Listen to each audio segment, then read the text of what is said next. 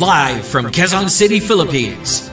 Your news, current affairs, and public service channel, Margo TV Philippines. Live.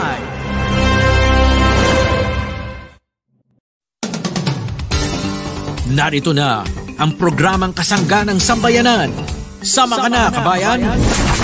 Sandigan ng mamamayan para sa kaunlaran. Pupuri sa marangal na serbidor ng bayan. Tutugi sa mga drobo sa pamahalaan. Kasama si Diego Magpantay ng Citizens Crime Watch. Mapapakinggan at mapapanood sa Margo TV Philippines. Sama ka na, kabayan! Sandigan ng mamamayan sa kaunlaran.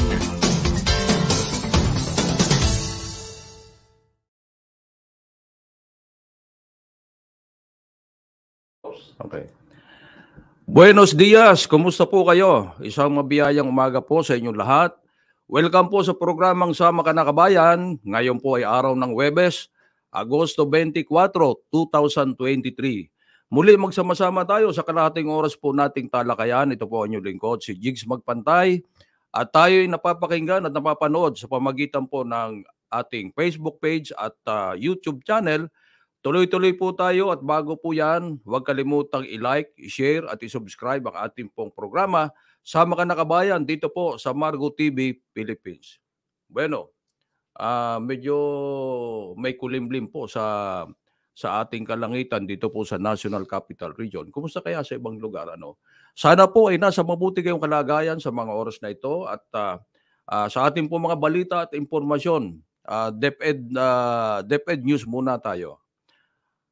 Yun daw pong pamimigay ng pamahalaang lungsod ng Makati ng mga school supplies, uniforme at iba pang mga gamit ng mga mag-aaral natin dyan po sa 10 barangay na ngayon ay nasa jurisdiction na ng Taguig City ay aprobado daw po ng Vice President at DepEd Secretary Inday Sara Duterte.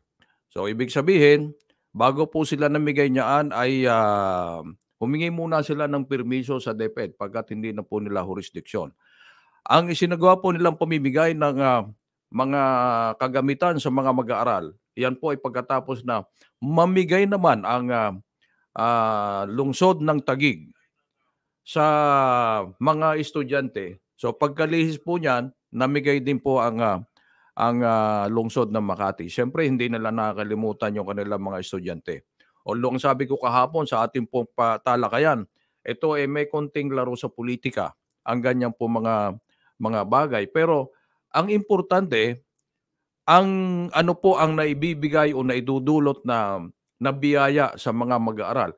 Abay, nung mamigay daw po ang Makati government sa mga estudyante sa dati nilang sa mga eskulan po ng dati nilang sakop na jurisdiksyon, ay halos akapin po si Mayor Abby Binay ng mga magulang at mga estudyante habang namimigay po ng uniforme, sapatos, mga kagamitan po sa eskwelahan. Kasama po ni Mayor Binay ang kanya pong may bahay, ang kanya pong asawa na kongresista po ng 2nd District ng Makati. At yun nga po, halos maiyak sa tuwa po ang mga magulang na naghintay, umaga pa lang, naghintay na po sa grupo po ni Mayor Binay na mamimigay po ng ayuda o tulong sa mga mag-aaral. Nagkakaroon pa ng kunting kantsawan pagkat hindi daw po hamak na mas lamang po yung pinamigay ng grupo ni Mayor Binay kaysa po sa pinamigay ng local government ng Taguig. Sabi ko nga, wag na po kayong magkantsawan. Ang importante diyan nakinabang po yung ating mga kababayan. Pagkat kahit papaano, nagkaroon po ng konting problema sa kondisyon pagkat siyempre hindi lang jurisdiksyon ang pinag-uusapan dito, pati po yung mga infrastruktura, maging PNP nga. Hindi pa po tinoturn over sa lokal na pulisiya ng Taguig. Maintindihan naman po natin ang ganitong sitwasyon pagkat nasa ano po sila, nasa transition period na tinatawag, ano ha. So hayaan po natin na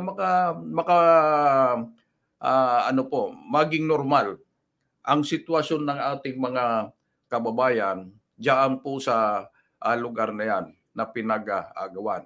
At lagi kong sinabi na hindi lamang po Taguig, hindi lamang po Makati ang nag-aaway dito, kundi hindi man actually nag-aaway, ano, nag-aagawan, kundi kasama po diyan ang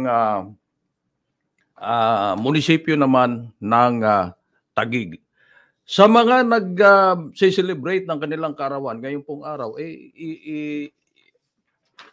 i-greet muna natin kahapon. Hindi ko nag-greet si Attorney Philip Jurado, ang aking kaibigan na nag-celebrate ng kanyang kumpleanyo kahapon. Abay, tuwan-tuwa si Attorney Philip, pagkat siya daw ay 60 years old na, dual citizen na siya mula kahapon, pagkat senior citizen na at Filipino citizen. Ano? Ito pong si Attorney Jurado na ating pong kaibigan ay isang matibay, batikan at may prinsipyong abogado, na siya po ay dating General Counsel ng GOCC noong panahon po ni Presidente Duterte, pero nagkaroon po kasi ng issue yung sa BCDA na nagkaroon po ng issue sa yung, kung inyong matatandaan, yung sports complex na ginawa diyan. So, happy birthday Attorney Philip Jurado, at welcome to the club. At siyempre sa iba pa pong mga nagse-celebrate ng kaarawan ngayong araw na ito, si Colonel Herbert Cesar, yung aking kaibigan sa Bureau of Fire Protection. Matagal ko na itong kaibigan pero matagal ko na rin hinahanap. Nalaman ko, nag-early retirement sa Bureau of Fire. Kung hindi ito nag-early retirement, siguro naging general din ito sa BFP. Pumunta ng abroad at na-opera niya ng mas malaking sweldo, siyempre. Greener pasture. At nanirahan na po I think sa Amerika. At ang kanyang trabaho doon ay parang may relasyon din sa fire protection. So happy birthday kung saan ka man naroroon, kaibigang Herbert Cesar, si Colonel Cesar ng Bureau of Fire Protection. Ito ay kaibigang kong Bicolano, at napakabait na opisyal ng Bureau of Fire noon, at siya ay talaga namang sa kanyang pagsiservisyo noon sa Bureau of Fire katangi-tangi din, ano? At naging advance na masyado yung kanyang professional well-being. Pero umalis at nag-early retirement. Bueno, sa iba pa natin mga impormasyon, ang sabi po sa balita, ang sabi po sa report, ay nasa 71 pong malalaking proyektong infrastruktura ang kasulukuyang tinatrabaho ngayon ng presenteng administrasyon. Ito ay ayon po kay NEDA Secretary Arsenio Balicasan kahapon sa isang press briefing sa Palasyo Malacanang. Ang DPWH, halimbawa, ay kasalukuyang nag-iimplementa ng connectivity and infrastructure projects upang maayos po ang tinatawag na connectivity. Ano po yung tinatawag na connectivity? Halimbawa, paano mo pagkukonektahin yung SLEX papunta ng NLEX? Ano? Kung ikaw galing mga probinsya na papasok sa SLEX pero papunta ka po doon sa bandang north, kinakailangan hindi ka na bababa ng skyway o hindi ka na lalabas ng expressway, kundi dire-diretso na po. Kung iisipin, napakaganda po niyan. Galing sa SLEX, galing po sa mga probinsya, papasok ka ng SLEX, dire-diretso ka, nakakonekta ka na po sa NLEX. Tapos kadugsong niyan yung SCTEX and then yung TPLEX. Ano? Yung pong TPLEX hanggang dyan sa may Rosario, La Union, mukhang ide-dire-diretso na. Baka pagdating po ng araw, dire-diretso na hanggang dyan po sa Ilocania. Ano? So, yung po sinasabing connectivity. Dito sa may bandang Cavite, ganun din. Laguna. Ano? At ang 71 pong malalaking proyektong ito na magbibigay po ng, ng mukha, ng larawan ng kaunlaran ng ating pong bansa ay ginugugulan po ng aabutin sa, huwag kayong malulula, sa kantidad o sa halaga, 4.11 trilyong piso. Yan po as of July 2023 na dati 68 na proyekto sa nauna nilang report sa unang yugto po ng taon o unang quarter ng taon nasa 68 lang, pero nadagdagan po yan ng 3, kaya ngayon ay naging 71 na po na ang gobyerno natin, ang ating pong pamahalaan ay gugugol ng 4.11 trilyong piso.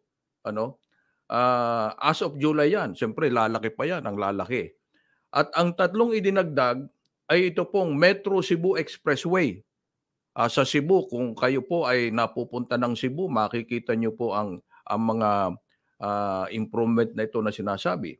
Yung pong Nautical Highway Network Improvement at ang Maharlika Highway Improvement Projects. Okay, so mayroon pa po, maliban po dito sa 71 malalaking proyektong ito na pang-infrastruktura ay may nasa 123 pa pong ibang mga infrastructure flagship project ang ating pong pamahalaan na nakabinbin pa sa ngayon. Ibig sabihin, naghihintay pa siya ng government approval at project preparation, yung pre-project preparation at implementasyon. So, 3 pa pong proyekto ang inaprubahan. So, kasali na po dyan yung TPLEX Extension Project, yung Philippine Rural Development Project, at ang Operation and Maintenance ng Lagindingan International Airport Project diyan naman sa Misamis Oriental. So, napakalalaki po nitong mga project na ito na isinusulong po at ini-implement ng ating pong pamahalaan. Ito ay para po sa kaunlaran ng ating bansa. Para at least makakompete naman tayo sa mga nakikita natin mga development sa ibang bansa. So maliit man po ang bansang Pilipinas, tayo po ay nakikipagkompetensya na sa larangan po ng development, sa larangan po ng kaunlaran. So maganda po 'yan. At kapag ganitong may mga proyektong malalaki o mga proyektong pang-infrastruktura, ito ay nangangahulugan na yung ating pong ekonomiya ay umuusad. Siyempre, pag may mga construction, mamimili ka ng mga materyales, mamimili ka ng mga supplies, construction supplies. At uusad po gagalaw po ang ating ekonomiya. Yan po ang niyan. At hindi lamang po sa paggalaw ng ekonomiya, dahil dito sa mga spending na ito, government spending, ay siyempre, it will also generate employment. At pag ang ating po mga kababayan ay nabibigyan ng pagkakataon na makapagtrabaho, abay siyempre, aangat po ang kabuhayan o ang buhay ng ating pong mga kababayan. So, yan po. Kaya tayo, pagdating po sa mga proyektong ito ng ating pong gobyerno, tayo po ay sumusuporta. Tayo po ay sumasang-ayon pagkat sa ngalan po ng kaunlaran, abay ito po ang kinakailangan. Pero pagdating naman sa issue on corruption, abay kailangan natin pong labanan yan. Ating pong tugisin ang mga nagnanakaw po ng pondo ng ating gobyerno, ng ating pong pamahalaan. Huwag po tayong papayag. Kaya sa mga barangay lang, sa mga barangay lang mismo, bantayan po natin. Kahit barangay lang po yan. Alam nyo, ang local government, ang gobyerno po natin, nagsisimula yan sa mga maliliit na sityo, mga barangay natin. Naandyan po. Napakarami nating mga ini-implement na mga programa, mga proyekto sa barangay. Kung minsan hindi natin nasisilip Pero yung pala, sa barangay pa lang may mga problema na tayo. Kung hindi natin nasisilip, yung mga kalokohan pagdating sa implementasyon ng proyekto sa mga barangay, lalo na po itong malalaki. mahirap pong silipin, lalo yung malalaki. Lalo kung yung mga mata ng ating mga taga-gobyerno na dapat nagbabantay po ng tama ay natatakpan ng salapi. Hindi talaga makikita. Pero tayo po mga kababayan ko minamahal, tayo po ay may obligasyon na bantayan po ang pondo ng ating pong pamahalaan. Kinakailangan magkaroon tayo ng partisipasyon sa pagbabantay. Hindi lang sumali tayo sa implementasyon, kundi bantayan po natin kung paano nila ginagasta ang pondo ng ating mga barangay. Sa barangay lang, hindi natin nasisilipin, napakarami rin pala mga alingasngas. Sa pag-purchase lang ng mga like itong mga gamot na ito, yun nga lang, ipamimigay na lang sa ating mga kababayan. Tandaan po ninyo, no nakaraang pandemya, ipamimigay na lang sa ating mga kababayan, kinakana pa tayo.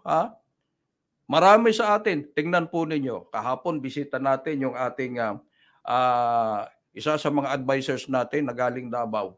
Noon daw walang pumapansin sa kanya. Ngayon, ang dami nang tumatawag sa kanya. Bakit? Pagkat mag-i-eleksyon, ganun po ang kalakaran Pag mag-i-eleksyon, lahat ng kaibigan, naaalaala. Lahat ng mga kamag-anak, nakikilala. At nung pandemya, pagdating sa listahan, isa lang daw ang dapat sa isang pamilya. Nawawala sa lista yung iba. Pero ngayong eleksyon, alam na alam nila kung ilan ang nakatira sa isang bahay. Ganun po talaga. Pag mag-i-eleksyon, ganun po talaga ang sitwasyon. Ganun ang nangyayari. Huwag na po tayo magtataka. Pero ito sa COMELEC natin, ewan ko lang kung ang sabi po ni yung ating COMELEC chairman, bawal daw po yung maging TikTok. Ikaw, Barangay Captain Papa Nonoy, kung ikaw ay kandidato, nagsampa ka na ng iyong candidacy, hindi ka na pwedeng mag-TikTok. Bawal na daw po yan. At kahit manalo pa kayo, madeklara kayong ganador sa eleksyon, baka tanggalin po kayo ng COMELEC. Yan po ang sabi ni Chairman Ermin Garcia ng Komisyon de Eleksyon. So, ibig sabihin, bawal po ang pre-campaign, pre-election na campaign. Bawal ang mangampanya na hindi pa naman panahon ng pangampanya. Pagkat ito po mga kakandidato sa barangay election natin, binibigyan po ng 10 araw. Binibigyan po ng 10 araw para mangampanya. Ang eleksyon po is sa October 30. Pero kayo ba'y naniniwala na hindi sila nangangampanya? Malayo pa ang eleksyon, nangangampanya na mga yan. Wala nga lang, makikita natin sa mga tarpaulin.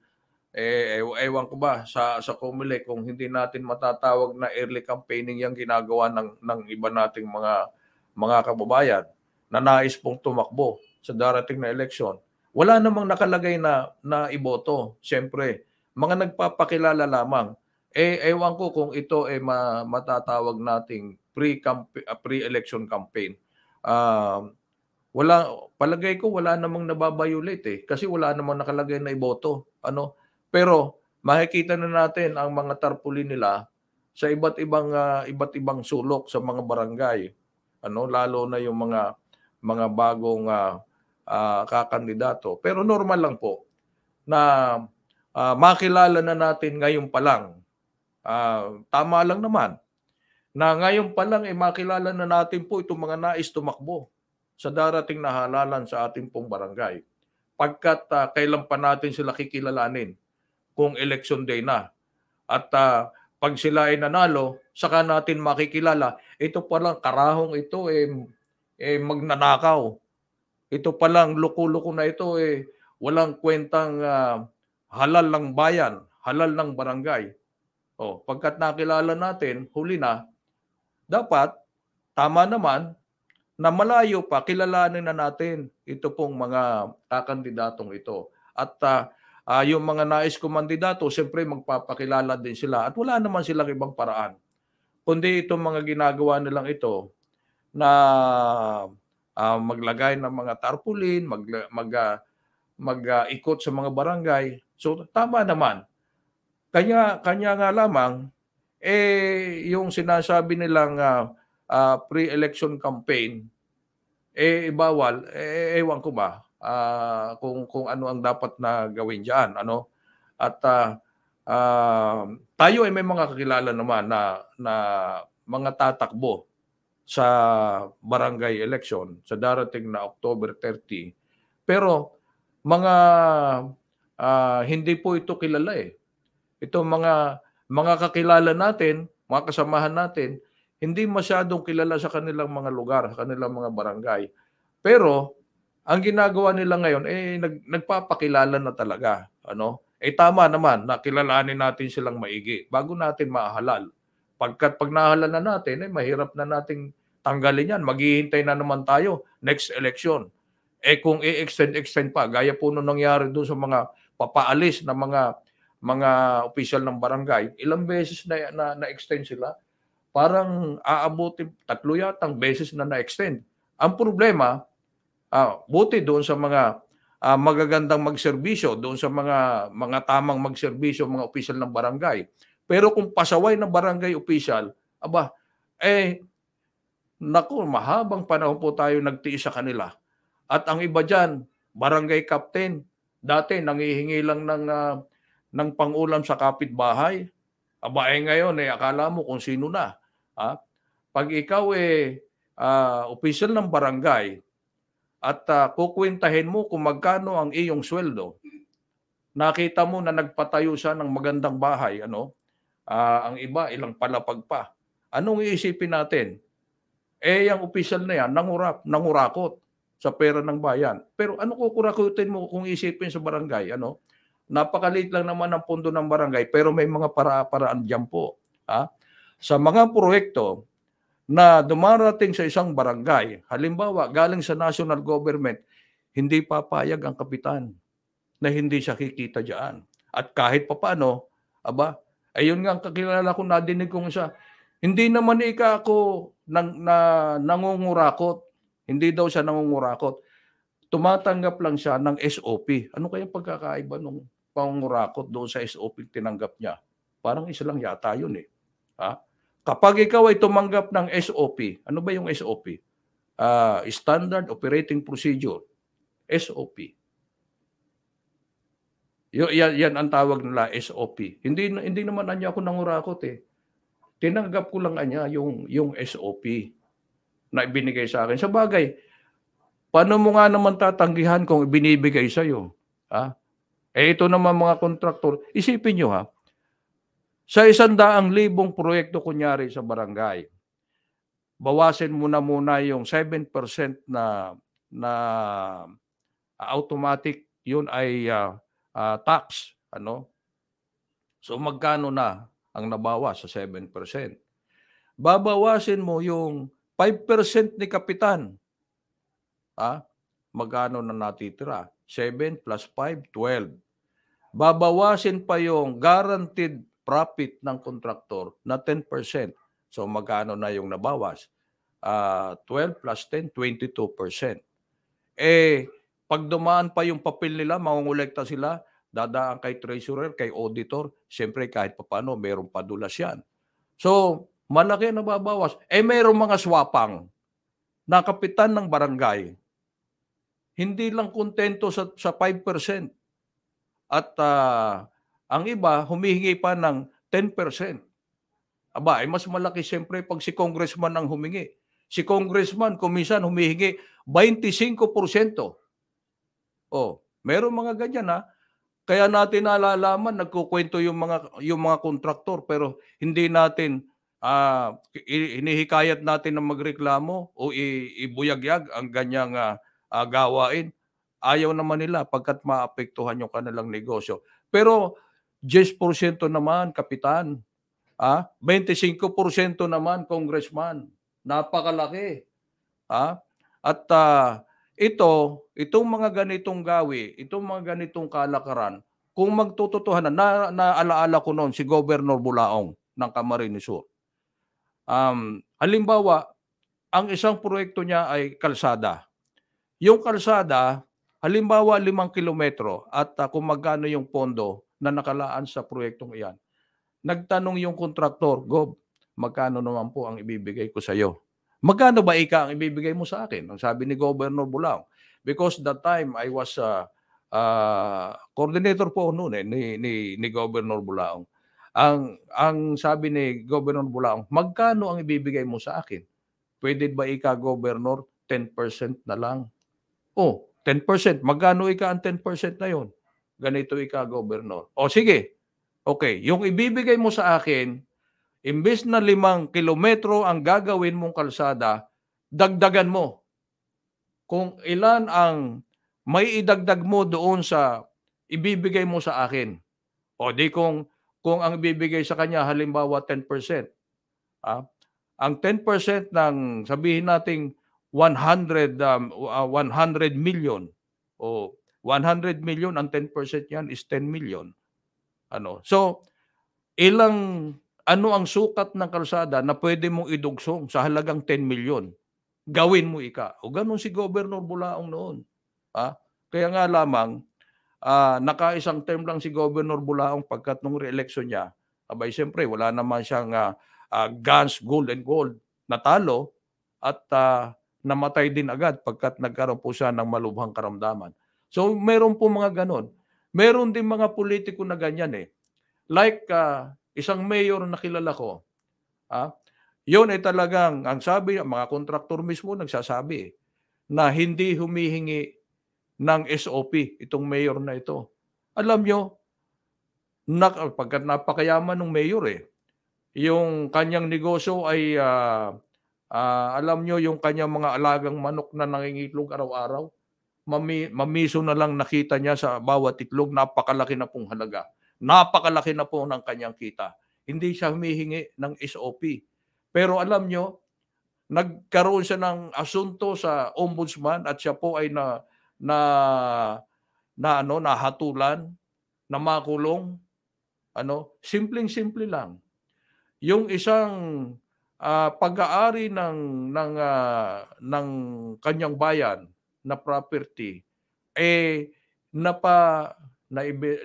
naparentahan yata na walang autorisasyon sa sangguniang bayan at siya ay nakipagkontrata.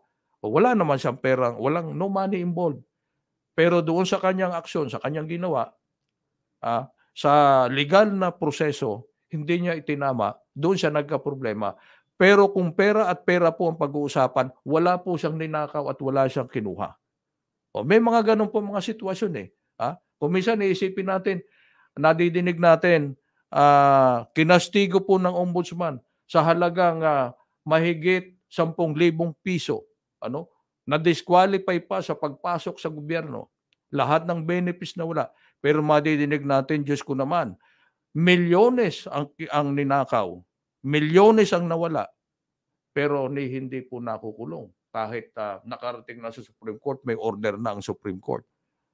Mayroon pang mga ginagawang mga hakbang legal para hindi niya pagdusahan yung kanyang nagawa.